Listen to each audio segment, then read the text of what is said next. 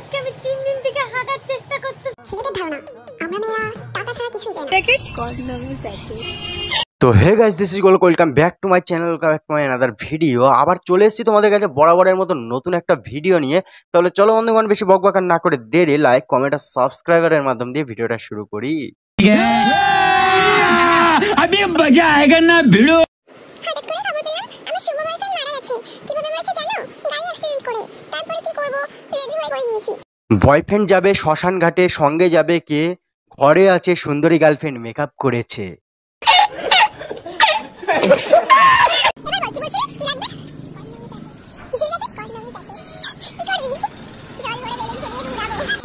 এই ভিডিওটা দেখার পরে তোর বাবার অনেক পস্তানি হবে জানিস। মানে হচ্ছে তোর মায়ের সাথে সেদিন যদি আর একটু ঝগড়া করতো তাহলে হয়তো তোকে নিতে হতো না, কারণ তুই তো বেলুন কাণ্ড করেই হয়েছিলি রে। তোর বাবার কাছে একটু খোঁজ নিয়ে দেখিস, তোর মা জোর করে তোকে নিয়েছিল, তোর বাবা নিতে চায়নি। সেদিন যদি আর একটু ঝগড়া করতো তাহলে হয়তো এই দিনটা আজকে আর দেখতে হতো না। ছেলেদের ধারণা আমরা মেয়েরা টাকা ছাড়া কিছুই জানি না। আরে ভাই, জানোই যখন তো কামাও না। আজকালকার বৌদিদের ধারণা, আজকালকার ইয়ং পোলাপানরা দুধ ছাড়া কিছুই বোঝে না। তো বৌদি একটু গ্লাসে ঢেলে দাও না। না মানে গাইস, আমি কিন্তু গরুর দুধ গ্লাসে ঢেলে দেওয়ার কথা বলছি, ঠিক আছে? তোমরা আবার অন্য কিছু ভেবো না। प्यारी समझ गई। তুলসী তলায় দিয়ে বাতি ড্যাশ বলে আমি সতী, বুঝলে বোন? তুই যদি এত সতী হোস তাহলে এরকম ধরনের ভিডিও বানাস কেন রে? আর ড্যাশ বলার কি দরকার, কি বল না। আর তুলসী তলায় বাতি তো তোর মাও দেয় রে, তাহলে তোর মা তো একটা পাক কি।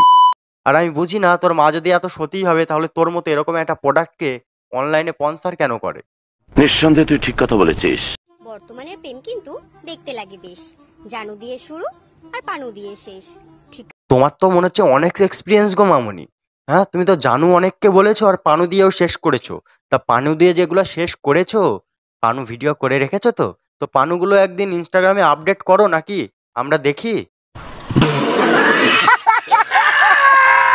আজকে আমি 3 দিন থেকে হাঁটার চেষ্টা করতেছি, তাও হাঁটা হয় না। এই কষ্টটা নিয়ে আমি ভুগতেছি, কত প্রেশার দিতেছি, তাও হাঁটা বাড়ায় না। আচ্ছা মামুনি, তোমার 3 দিন ধরে হাগা হচ্ছে না না?